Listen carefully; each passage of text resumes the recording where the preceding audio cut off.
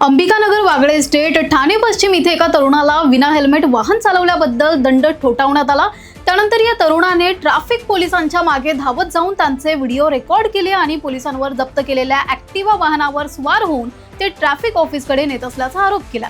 उपमुख्यमंत्री एकनाथ शिंदे यांनी स्पष्ट केले की रवींद्र धंगेकर यांची भूमिका भाजप विरोधात नसून गैरसमजातून झाली असल्याने महायुतीत मतभेद नाहीत। आळंदीकरांना मोठा दिलासा, पाणी प्रश्नी उपमुख्यमंत्री एकनाथ शिंदे स्वतः मैदानात सुरळीत पुरवठ्याचे दिले आश्वासन। कल्याण शहराचा पाणी पुरवठा मंगळवारी 9 तास बंद राहणार। पोलीस उपायुक्त अतुल झेंडे यांच्या मार्गदर्शनाखाली 240 पोलिसांच्या विशेष पथकांनी कल्याण डोंबिवली परिसरात छापा टाकून 350हून अधिक समाजकंटक गुंडांची धरपकड करून कारवाई केली। भिवंडीत दिवाळी पार्टी दिली नाही म्हणून एका व्यावसायिकाच्या डोक्यात कोयत्याने वार करून हत्येचा प्रयत्न करण्यात आला। ठाणे जिल्ह्यात सार्वजनिक शौचालयांसाठी नव्याने 50 कोटींचा निधी मंजूर। अशाच वेगवेगळ्या अपडेट्ससाठी सबस्क्राइब करा सलाम ठाणे।